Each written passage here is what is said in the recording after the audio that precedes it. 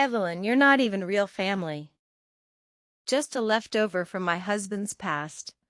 The words were delivered with a soft, practiced smile, the kind that looked warm in photographs, but cut like glass in real life.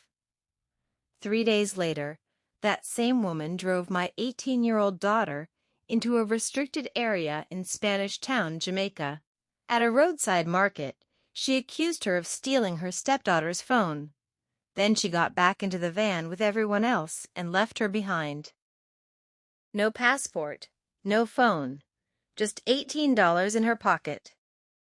From the family group chat, the messages came in fast. That was actually hilarious. You should have seen her face when we pulled away.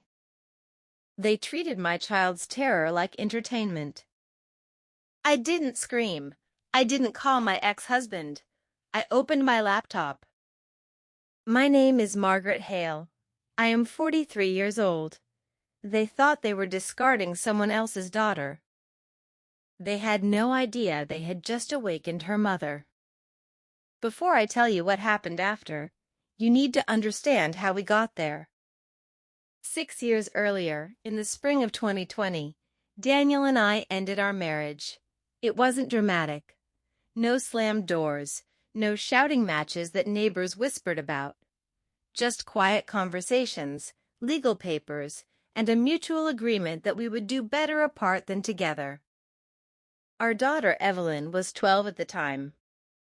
We sat with her on the couch in our old living room in Charlotte, hands folded too carefully, voices measured too evenly.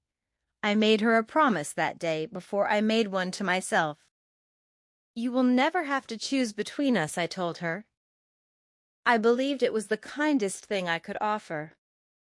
What I didn't realize was that I was teaching her something else entirely.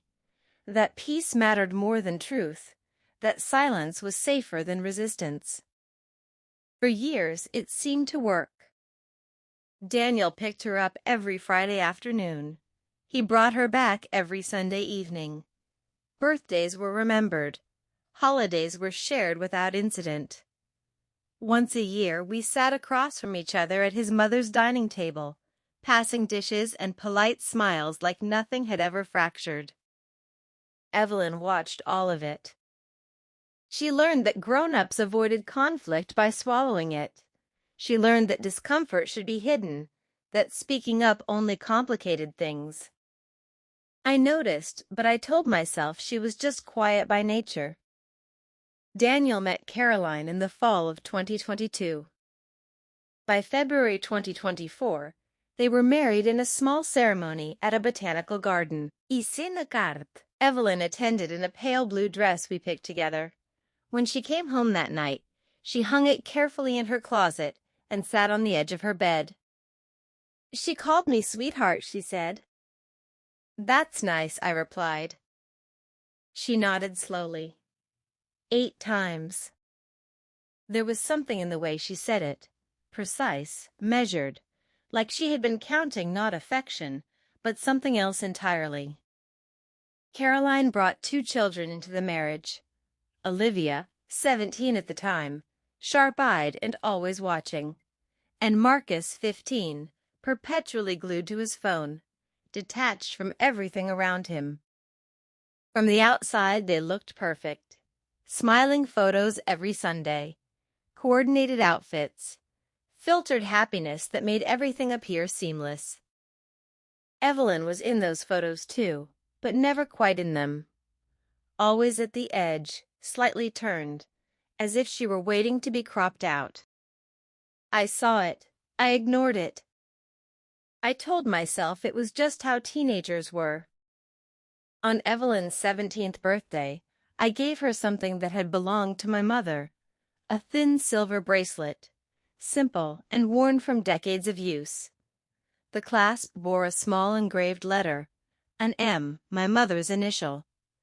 Evelyn's name began with the same letter. My mother used to tell me something when I was young, when I lingered at the edges of rooms the way Evelyn did now. Take up your space, she would say. The world will adjust. I handed Evelyn the bracelet. But I didn't give her the words. I thought there would be time. There's something else you should know about me. I work in corporate travel management. It's not glamorous. My days are filled with spreadsheets, risk assessments, and late-night calls about delayed flights and security protocols. But over the years, I've built something far more valuable than a job description. Access. I know systems most people don't think about. Reservation networks, guest security frameworks, emergency response channels. I have direct lines to people who answer calls at 3 in the morning without asking why. Caroline knew I worked in travel. She never cared enough to ask what that actually meant. In December of 2025, she suggested the trip. A casual mention during a phone call with Daniel, her tone light, almost careless. A graduation gift, she said. 4 days in Jamaica, all inclusive. She repeated one detail twice. We'll keep everyone's passports in one place, for safety. People repeat things when they need you to believe them. When I asked where they'd be staying, she smiled through the phone. Trust me, it's beautiful. That night, I sat at my kitchen table with my laptop open. I started to search through internal booking systems, to trace reservations, to confirm details. Then I stopped. I had made a promise years ago not to become that kind of ex-wife. So I closed the laptop. That decision would cost more than I understood at the time. They landed in Montego Bay on a Sunday afternoon in March of 2026. Evelyn texted me throughout the journey, small updates, snapshots from taxi windows, glimpses of ocean views. She always did that. Even when she said little out loud, she found ways to stay connected. The resort they checked into was one I knew well. I had reviewed its security protocols myself 2 years earlier. It was far from the airport, along a stretch of coastal road that offered stunning views and very limited exits. Evelyn sent me a photo of the ocean from their suite. So pretty, Mom. Then another message followed seconds later. Safe box code is 0821. I stared at the screen.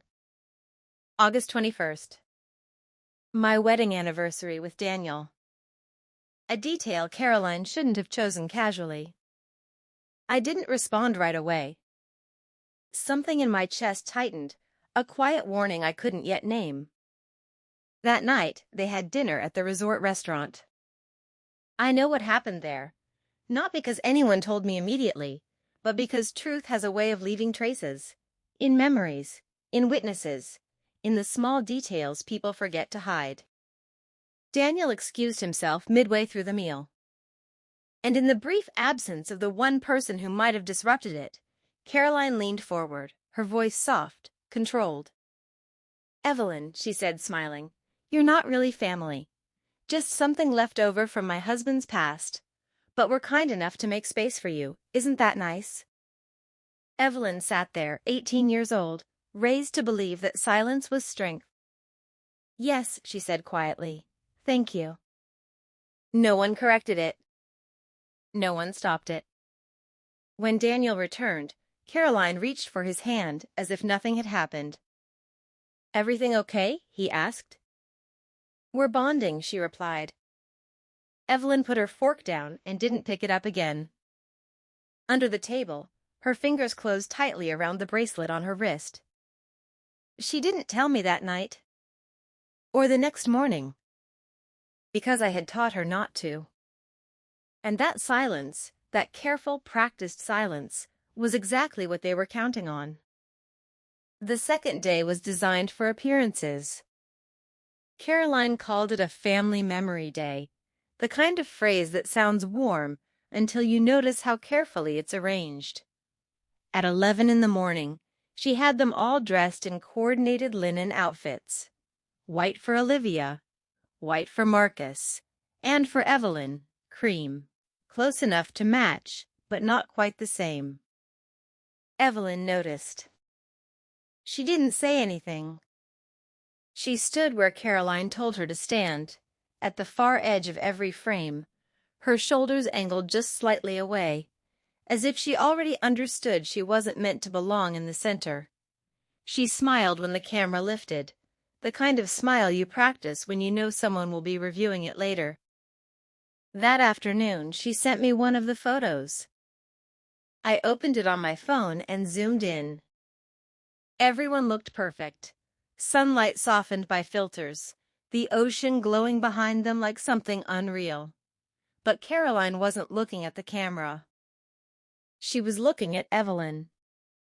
Not warmly, not even coldly. Evaluating.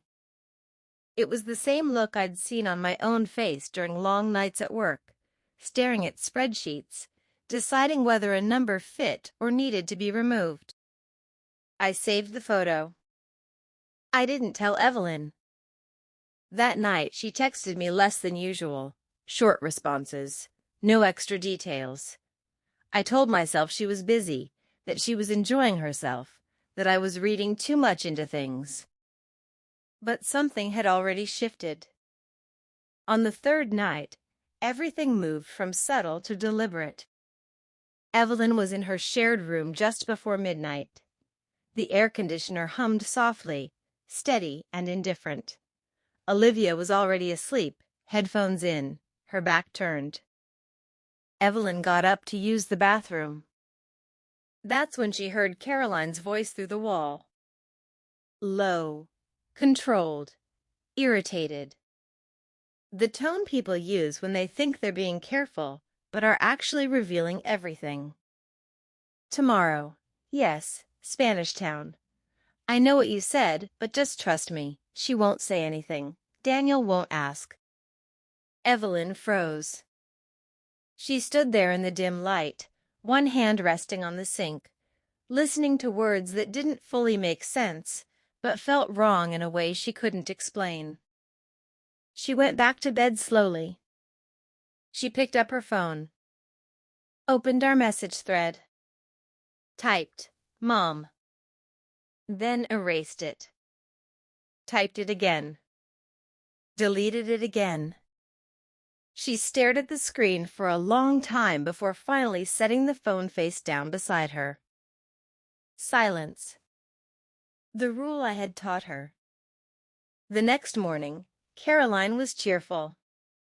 Bright, energetic, almost glowing. "We're going on a little adventure today," she announced over breakfast. "Something more authentic than the resort." Daniel smiled, distracted, sipping his coffee. "Sounds fun," he said. Evelyn looked at him for a moment, waiting for something. Maybe a question, maybe hesitation. It didn't come. They left the resort just after noon. A van arranged by Caroline, not through the hotel, not through any official service. I would learn that later. At the time, all I knew was that Evelyn sent me one last message before they lost signal. "Heading out for the day. Love you." I replied instantly. "Love you more. Stay safe."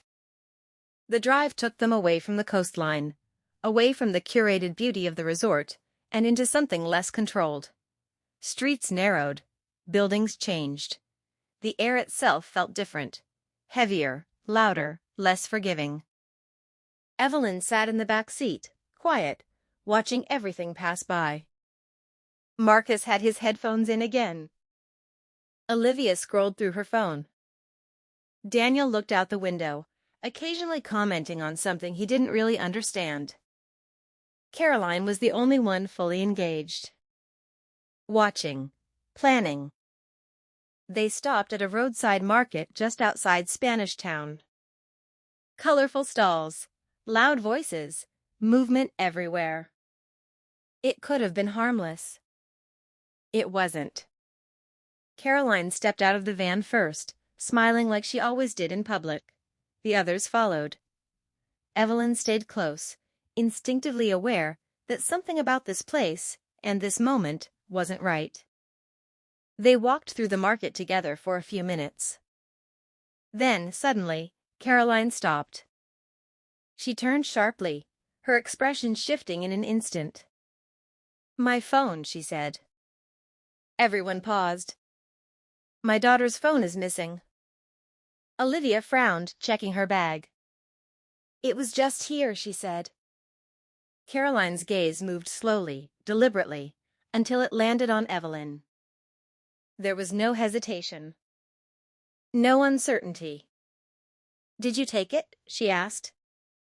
The question cut through the noise around them. Evelyn blinked, caught off guard. What? No. Don't lie to me, Caroline said, louder now, drawing attention. You've been acting strange all trip. People nearby started to look.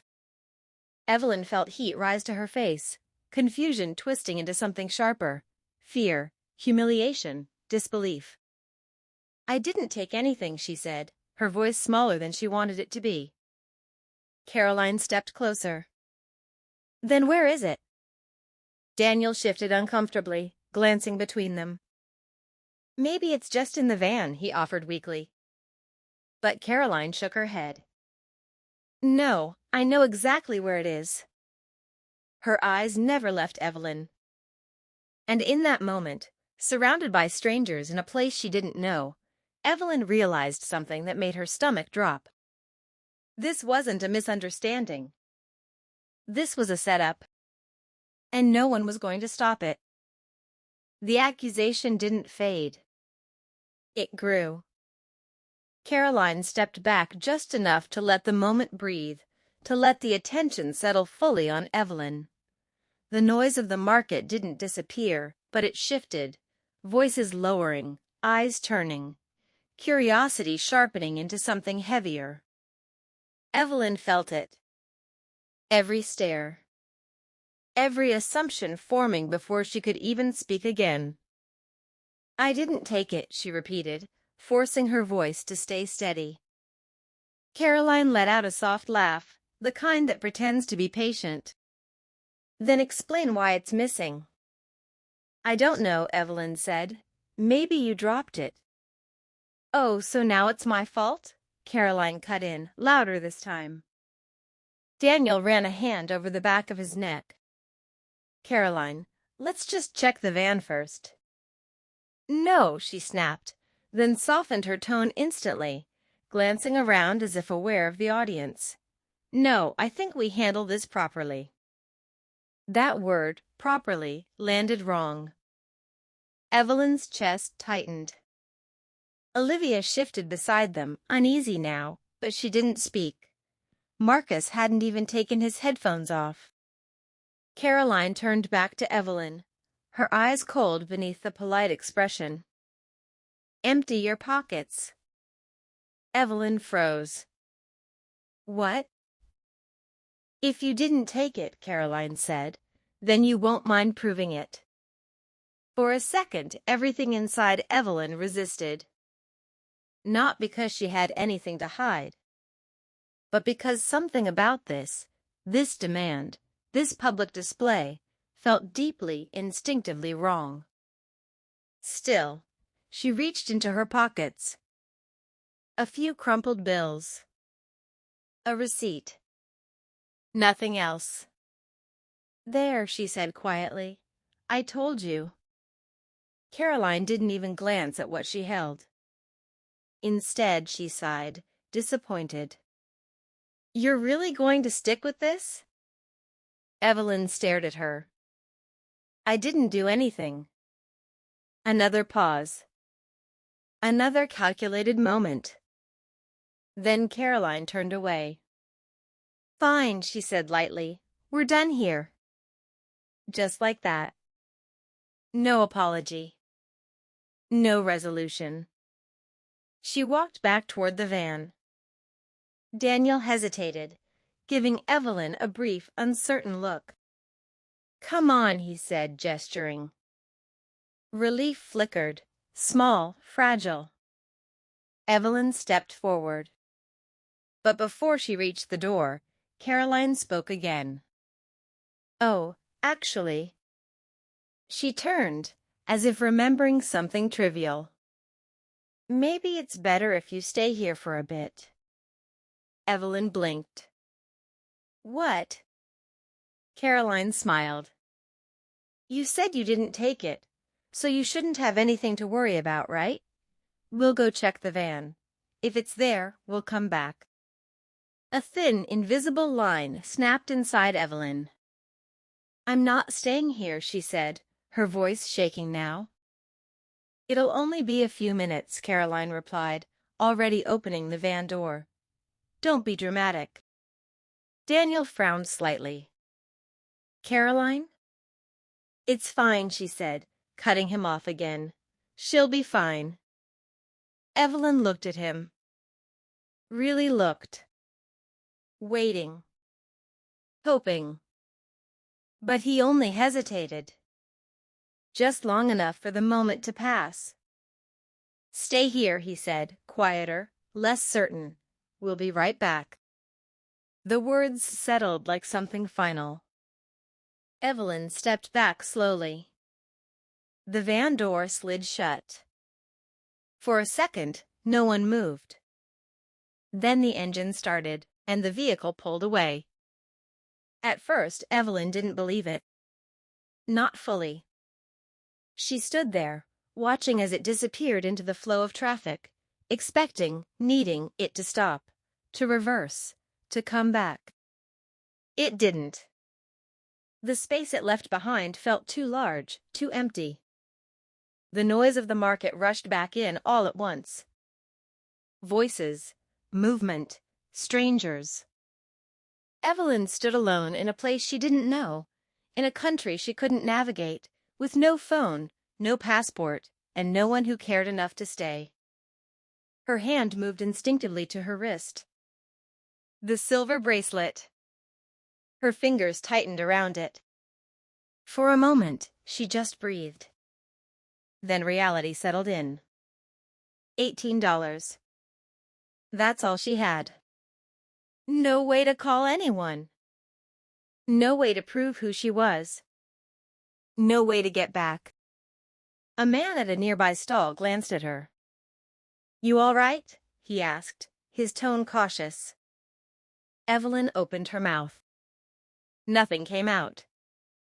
Because how do you explain something like that? How do you say, my family left me here, on purpose? She swallowed hard.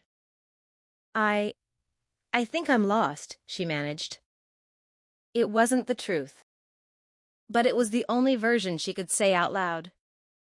Minutes passed. Then more. Each one stretching longer than the last. The sun felt hotter.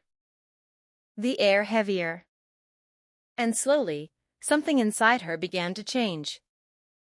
Not panic. Not yet. Something quieter. Colder.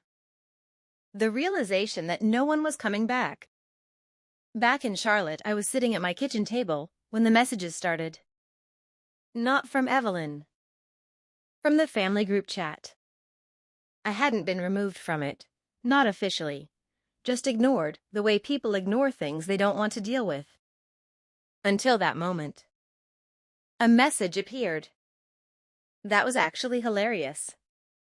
Another followed. You should have seen her face when we drove off. I stared at the screen. Didn't breathe. Didn't move. Each word landed heavier than the last, rearranging something inside me piece by piece, until it formed something sharp and undeniable. They hadn't lost her.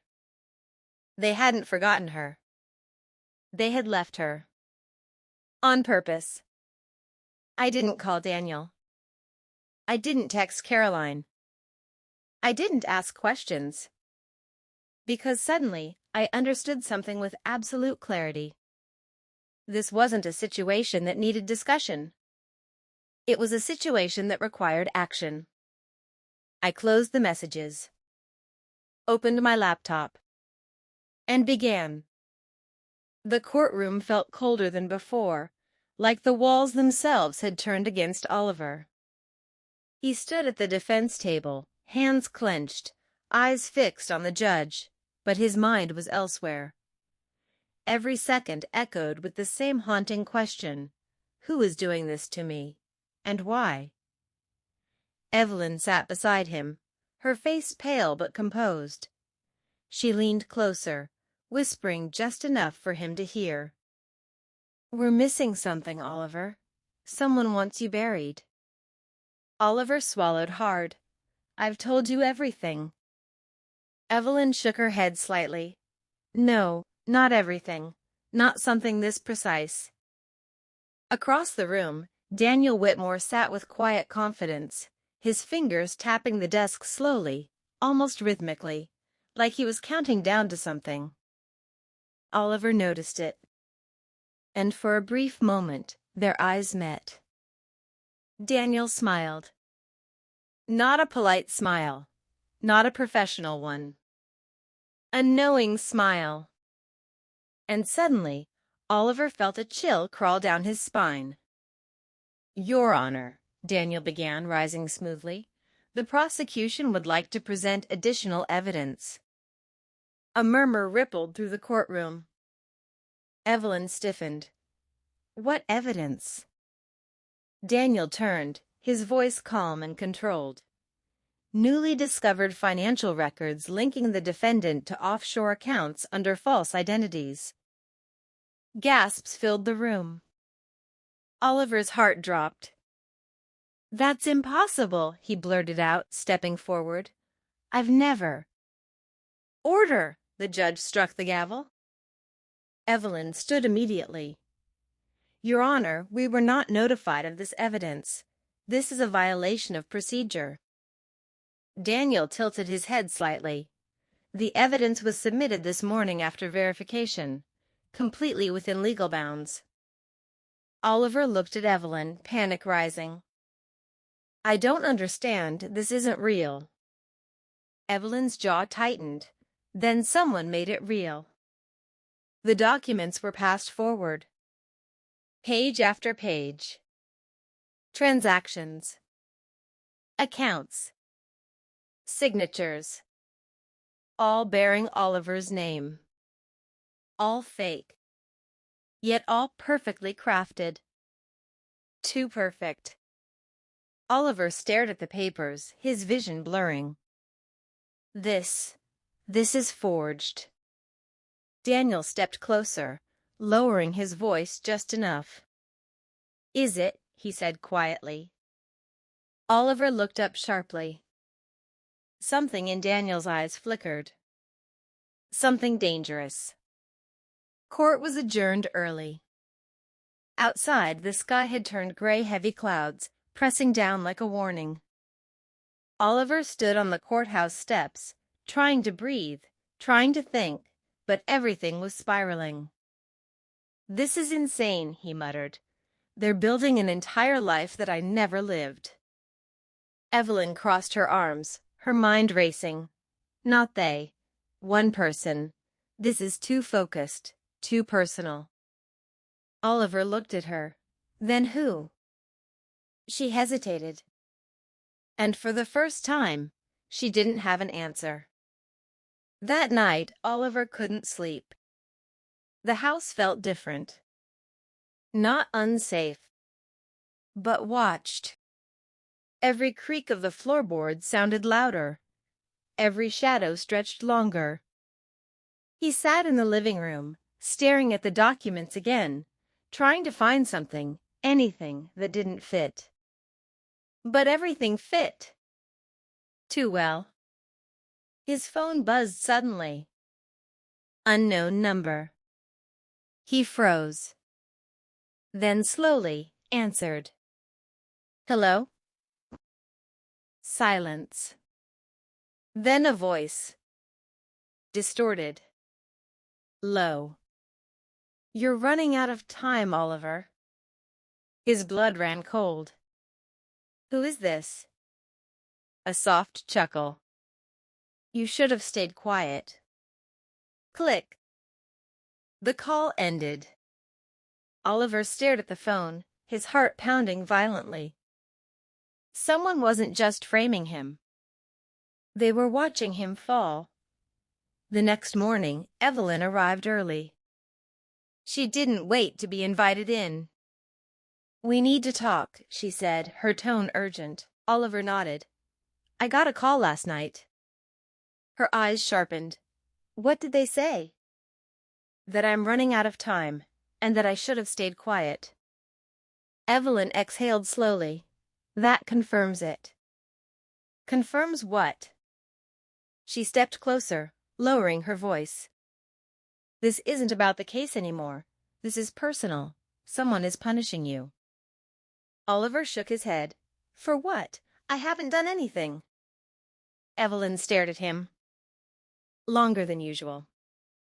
Then she asked quietly, Are you absolutely sure about that? The question hit harder than anything else. Because for the first time, Oliver hesitated. Fragments of memory flickered. Moments he had buried. Faces he had forgotten. Decisions he had justified. And suddenly, the past didn't feel so distant anymore. Evelyn noticed the shift in his expression. What is it? She pressed. Oliver ran a hand through his hair. There was a case, years ago. Her eyes narrowed. What kind of case? I testified against someone. Corporate fraud. Big money. Big consequences. Name. Oliver hesitated. Then said it. Marcus Hale. Evelyn's expression changed instantly. Recognition. Concern. Marcus Hale, she repeated slowly. He disappeared after that case. Oliver nodded. No one ever found him. Silence fell between them. Heavy. Uncomfortable. Then Evelyn spoke again. What if someone did? Oliver looked up. And for the first time, the possibility truly terrified him. Across the city, in a dimly lit office, Daniel Whitmore stood by the window, looking out over the skyline. His phone buzzed. A message. Phase 4 complete, he typed a reply. Good, keep pressure on him. He paused, then added. He needs to break. Daniel set the phone down, his reflection staring back at him in the glass. Cold. Calculated. Patient. This is just the beginning, he murmured. And somewhere, far from the light, someone else was listening. The air in the room felt heavier after that name. Marcus Hale. It wasn't just a memory anymore. It was a shadow that had finally stepped into the light. Evelyn paced slowly, her mind clearly racing through connections. You testified against him, and he vanished right after? Oliver nodded, his voice low. He lost everything. His company, his reputation, his freedom. The case destroyed him. And you think that's just a coincidence? Evelyn stopped and looked at him sharply. Oliver, people like that don't just disappear. They wait. Oliver's chest tightened. You think he's behind this? I think, she said carefully, that if he is alive, and this, she gestured toward the documents, the situation, everything collapsing around them, this is revenge. That word lingered. Revenge. It suddenly made everything feel intentional. Calculated. Personal. Then why now? Oliver asked, almost to himself. Why wait all these years? Evelyn didn't answer immediately. Instead, she studied him. Because now, she said slowly, you have something to lose. The realization hit him instantly. His career. His name. His life. Everything he had built. And now, everything was being taken away piece by piece. Later that day, Evelyn pulled some old case files. Boxes of records. Transcripts. Evidence logs. Everything related to Marcus Hale. Oliver watched as she flipped through pages quickly, her eyes scanning for something specific. "There has to be a trigger," she murmured. "Something that brought you back onto his radar." Oliver leaned against the desk, thinking hard. "I haven't had anything to do with that case in years." Evelyn froze. Unless someone reminded him. Oliver looked up. "What do you mean?" She pulled out a document and placed it in front of him. A recent article. His name in bold. Oliver Reed. Promoted. Recognized. Public attention. Evelyn tapped the page. "You went back into the spotlight." Silence. That was it. That was the moment. "So he saw this," Oliver whispered, "and decided to come after me." Evelyn nodded grimly. "If it is him." "If," Oliver snapped. "Who else would go this far?" Evelyn didn't respond. Because deep down, she wasn't completely convinced. That night, Oliver drove alone. He didn't tell Evelyn where he was going. He wasn't even sure why he was going. But something inside him pulled him there. The past. Unfinished. Unresolved. The building stood abandoned. Dark. Silent. A relic of something long gone. Hale Industries. The place where it all started. Oliver stepped out of the car slowly, staring at the broken windows and faded signage. "This is insane," he muttered. But still, he walked forward. Inside, the air was stale. Dust covered everything. The echoes of his footsteps sounded too loud in the emptiness.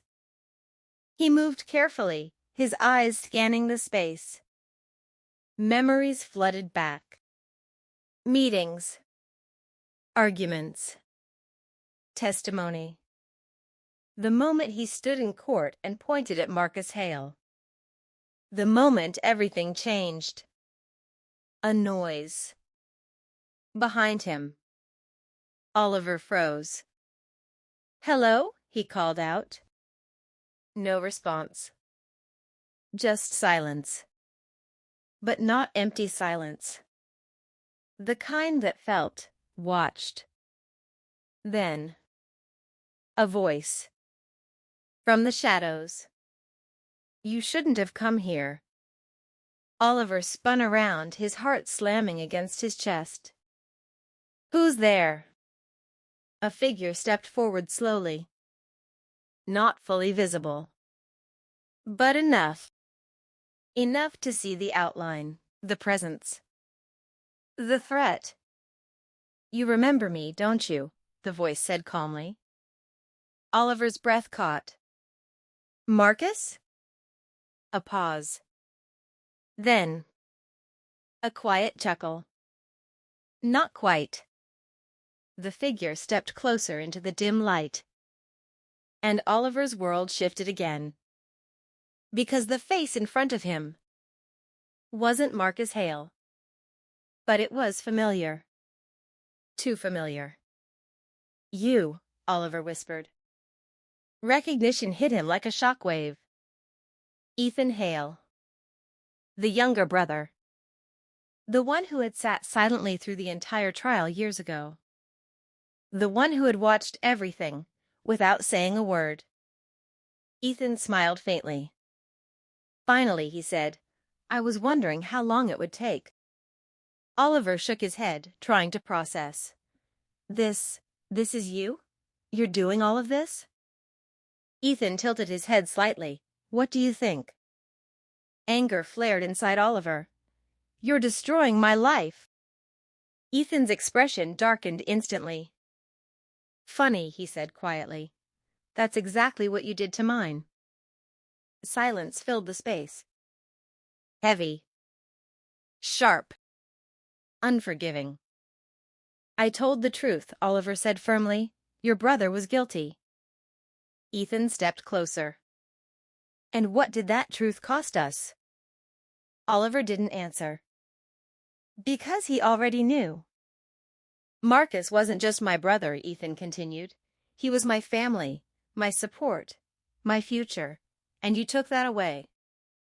I didn't take anything, Oliver argued. He made his choices. Ethan's eyes hardened. And now, he said slowly, you're living yours. Oliver's pulse raced.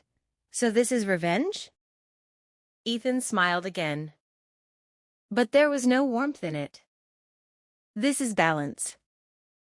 Before Oliver could react, a sudden noise echoed from outside. Police sirens. Distant, but approaching. Ethan's expression didn't change, but his eyes flicked briefly toward the exit. You set me up, Oliver said, realization hitting. Ethan shrugged lightly. I guided things. You called them here. I made sure they'd find you. Panic surged. This is insane. Ethan stepped back into the shadows.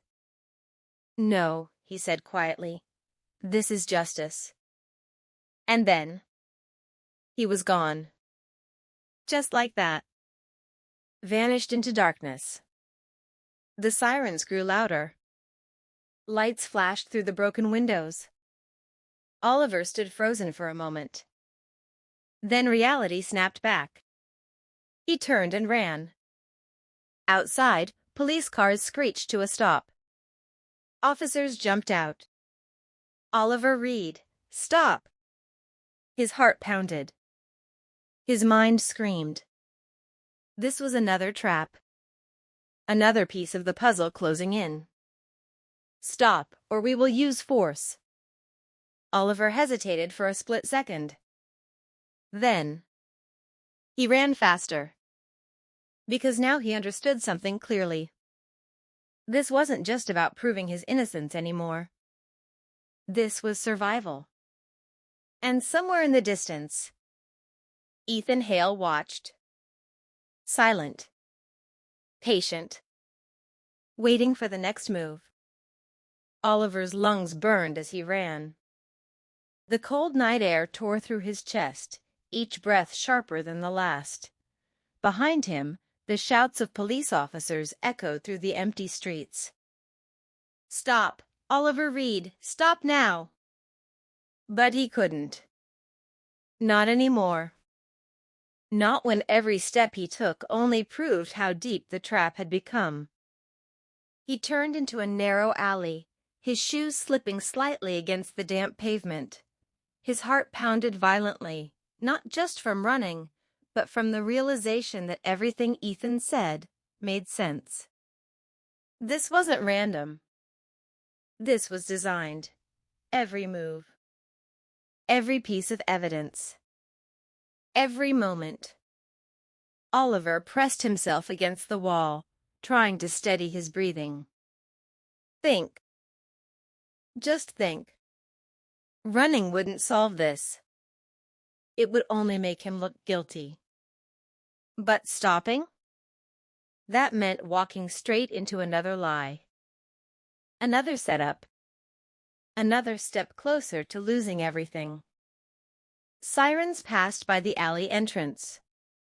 For a moment, silence returned. Oliver closed his eyes. And for the first time since all of this started, he made a decision. I'm done running, he whispered. The next morning, headlines exploded.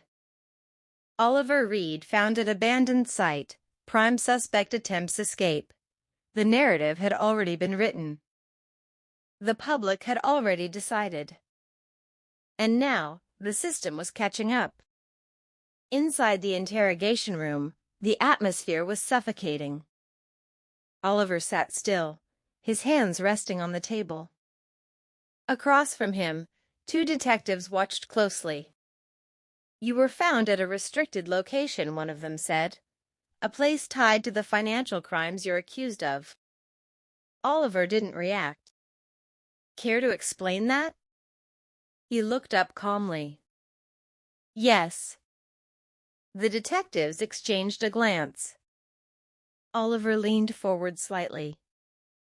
I was led there. Hours later, Evelyn arrived. Frustrated, focused, and more determined than ever. They're pushing hard, she said as soon as she sat down across from him. They think running confirms everything. I didn't run, Oliver replied. I survived. Evelyn held his gaze, then nodded slowly. Tell me everything. He did. Every detail. The phone call. The abandoned building. Ethan Hale. The setup. The sirens. Everything. Evelyn didn't interrupt once. But by the end, her expression had changed. This was no longer a defense case. This was a war. So it's him, she said quietly. Ethan Hale. Oliver nodded. He admitted it, not directly, but enough. Evelyn stood up and began pacing. If we can prove he's behind the evidence, we can dismantle the entire case. Oliver let out a bitter breath. And how do we prove that? Evelyn stopped, then turned toward him. We make him make a mistake. Meanwhile, across the city, Ethan Hale sat in a dim apartment, multiple screens glowing in front of him. Financial records, surveillance feeds, court schedules, everything carefully organized, everything under control. His phone buzzed. A message. He's in custody. Ethan read it, then smirked faintly. Good, he murmured. But something in his eyes shifted. Because this wasn't the end. Not yet. Back at the station, Evelyn returned with a plan. They want a story, she said, so we give them one. Oliver frowned slightly. What does that mean? It means, she replied, we stop playing defense. The next court session came faster than expected. Tension filled every corner of the room. But this time, something was different. Oliver didn't look broken. He didn't look afraid. He looked ready. Daniel Whitmore noticed immediately. His eyes narrowed slightly as Oliver took his place. That confidence. It wasn't supposed to be there. Your Honor, Evelyn began, rising with calm precision. The defense would like to request permission to introduce a new line of inquiry. Daniel stood quickly. On what grounds? Evelyn didn't even look at him. On the grounds that the evidence presented against my client may have been manipulated by a third party. The courtroom stirred. The judge leaned forward. Do you have proof of this claim? Evelyn paused. Then said clearly, Not yet. A wave of whispers spread instantly. Daniel almost smiled.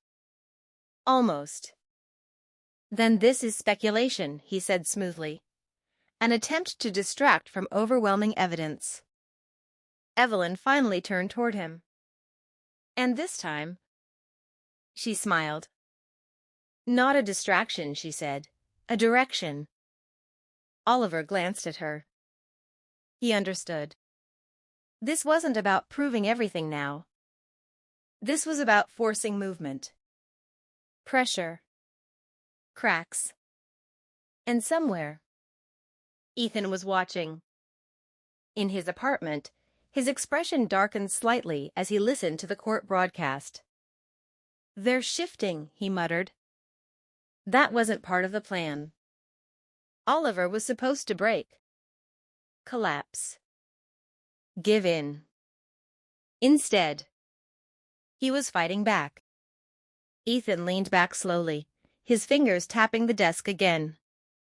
Thinking. Adjusting. recalculating. "All right," he said quietly. "If you want to play." His eyes hardened. "Let's play." That night, another move was made. Evelyn received an envelope. No sender. No markings. Just her name. Inside, a single photograph. And a note. The photo showed Oliver. Years ago. Standing outside a courthouse. Next to Marcus Hale. But not as enemies. As something else. Something unexpected. Evelyn's eyes widened. "This changes everything." The note read, "You don't know your client." Evelyn looked up slowly, her mind racing. Because if this was true, if Oliver had lied, then this wasn't just a case of revenge. It was something far more complicated and far more dangerous. The courtroom was silent. Not the usual kind of silence. This one felt fragile. Like everything inside it was about to shatter. Evelyn stood still, the photograph trembling slightly in her hand. Her eyes moved from the image to Oliver. "You want to explain this?" she asked quietly. Oliver stared at the photo. And for the first time since this nightmare began, he looked completely unprepared. His voice faltered. "Where did you get that?" "That's not the question," Evelyn replied, her tone sharper now. "The question is, why didn't you tell me?" Oliver swallowed hard. The room seemed to shrink around him. "I didn't think it mattered," he said finally. Evelyn let out a disbelieving breath. "You standing next to Marcus Hale, before past the trial, doesn't matter." "It wasn't like that." "Then what was it like, Oliver?" All eyes in the courtroom were now locked on them.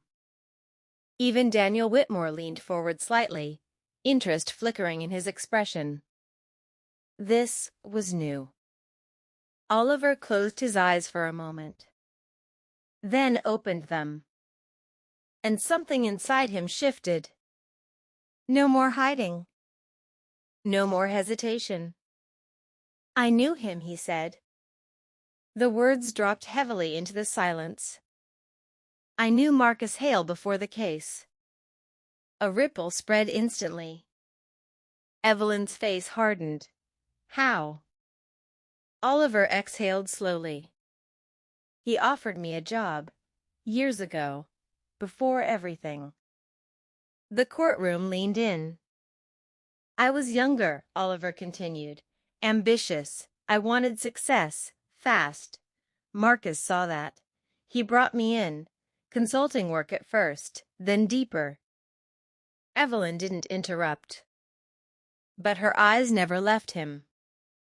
"I didn't know what he was doing at the beginning," Oliver said. "At least, not fully." A pause. Then, "But eventually, I did." Daniel's expression changed slightly. This was no longer just a defense. This was a confession of proximity. "I saw things," Oliver admitted. "Transactions that didn't make sense. Accounts that weren't supposed to exist. And when I confronted him..." His voice tightened. "He told me to look the other way." Evelyn stepped closer. "And you didn't?" "It wasn't a question." Oliver shook his head. "No, I didn't." Another silence. Heavier this time. "I reported him," Oliver said. "I turned everything over. That's why I testified. That's why the case happened at all." The narrative shifted instantly. From victim to whistleblower. "But you kept this hidden," Evelyn said, still controlled. But there was something else now. Disappointment. "Why?" Oliver looked at her, and for the first time, there was no defense in his eyes. Only truth. Because I was afraid, he said quietly. The honesty hit harder than any denial could have. Afraid that if people knew I was ever part of it, even briefly, it would destroy everything I built after. He looked around the courtroom. And now it has anyway. Daniel Whitmore stood slowly. This changes the entire context of the case, Your Honor, he said smoothly. The defendant had direct involvement with Marcus Hale's operations. That opens the door to motive, opportunity. No, Evelyn cut in sharply. All heads turned. She stepped forward. Stronger now. Certain. It clarifies the motive, she said, but not his. She turned toward the courtroom. It clarifies Ethan Hale's. A pause. Then murmurs. Evelyn continued. My client exposed a criminal operation. He risked his career, his safety, and his future to do the right thing. And now, years later, someone is rewriting that truth to make him the villain. Daniel's jaw tightened slightly. This wasn't slipping anymore. This was turning. You still don't have proof, he said. Evelyn looked straight at him. We will. And this time, there was no doubt in her voice. Across the city, Ethan Hale watched the broadcast, his expression unreadable. But his hand slowly clenched. He told them, he muttered. That wasn't supposed to happen. Oliver was supposed to hide, to lie, to crumble under pressure. But instead, he told the truth. And that made him dangerous again. Ethan stood up, pacing slowly. Thinking. Adjusting. If the truth is your weapon, he said quietly, then I'll make sure it destroys you. Back in the courtroom, the session ended with tension hanging thick in the air. But something had changed. Not everything. Not enough. But something. Oliver stepped outside with Evelyn. The sky was clearer now. Lighter. You should have told me, she said. Her tone wasn't angry anymore. Just real. I know, Oliver replied. A pause. Then, do you still believe me? Evelyn looked at him for a long moment. Then nodded. Yes, she said. But now we finish this. Oliver exhaled slowly. For the first time, there was a direction. Because this wasn't just about clearing his name anymore. It was about ending it. Completely. And somewhere in the shadows, the final move was already being prepared. The night felt different. Quieter. Like the city itself was holding its breath. Oliver stood by the window, staring into the distance, the weight of everything pressing down on him, but no longer breaking him. Not anymore. Now, it was clarity. Behind him, Evelyn gathered the final set of documents, her movements precise, controlled. We're close, she said. Oliver didn't turn. He's not done. Evelyn paused. No, she agreed. He's not, and that's exactly why he'll make a mistake. As if summoned by those words, Oliver's phone buzzed. Unknown number. Again. This time, he didn't hesitate. He answered. I was wondering when you'd call. A pause. Then, Ethan's voice. Calm. Cold. You've changed, Oliver. Oliver's jaw tightened. I stopped hiding. A quiet chuckle. That makes you easier to destroy. Evelyn stepped closer, listening carefully. Oliver put the call on speaker. "You've done enough," Oliver said. "It ends now." Silence. Then. "No," Ethan replied softly. "It ends where it started." The call cut. Evelyn and Oliver looked at each other. They both knew. "Hale Industries," she said. Oliver nodded. "One last time." The building stood the same. Broken. Abandoned. But this time, it wasn't empty. Inside, footsteps echoed. Not just theirs. "You came," Ethan's voice drifted from the darkness. Oliver stepped forward. "This ends tonight." Ethan emerged slowly. No shadows this time. No hiding. His face was calm. But his eyes, burning. "You finally understand," Ethan said. "This was never about the court." Evelyn stepped beside Oliver. "It was about revenge." Ethan smiled faintly. "It was about truth." Oliver shook his head. "No, you twisted the truth." Ethan's expression hardened. "Did I?" he snapped. "You stood there and painted my brother as a monster." "He was committing crimes," Oliver fired back. "And you were part of it," Ethan shouted. Silence. Sharp. Explosive. Evelyn's eyes flicked to Oliver. But Oliver didn't look away this time. "I made a mistake," he said. The words were steady, unshaken. "I trusted the wrong person. I stayed longer than I should have. But I walked away. I told the truth. I paid the price." Ethan stepped closer. "You didn't pay enough." "And you think this will fix that?" Oliver asked. "Destroying another life?" Ethan's voice dropped. "It evens it." "No," Evelyn said firmly. "It continues it." Ethan glanced at her. Then back at Oliver. "For years," Ethan said, "I watched everything fall apart.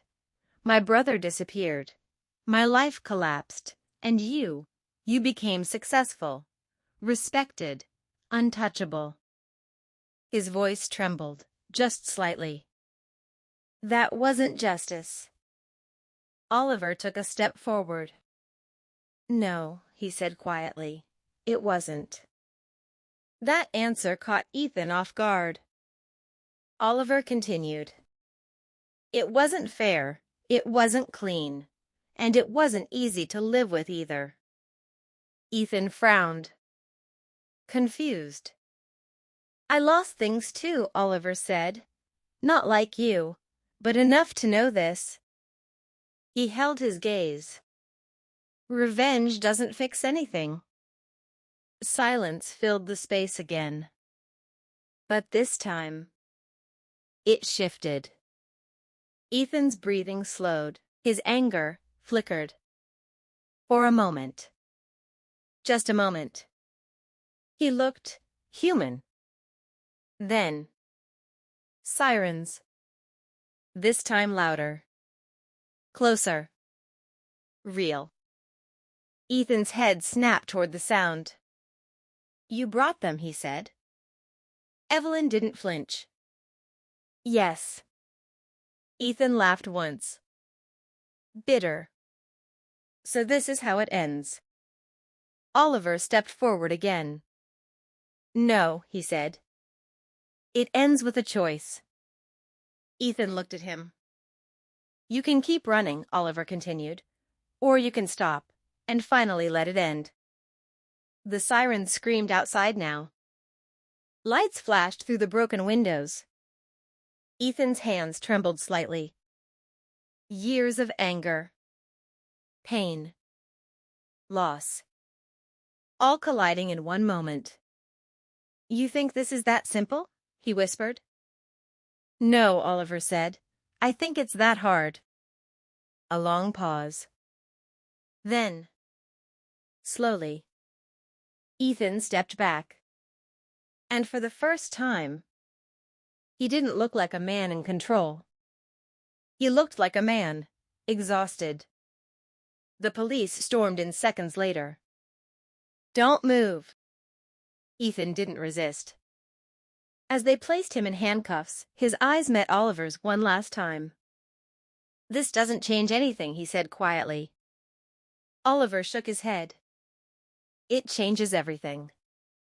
Weeks later, the courtroom was full again. But the energy was different. Evidence surfaced. Digital trails. Fabricated records traced back.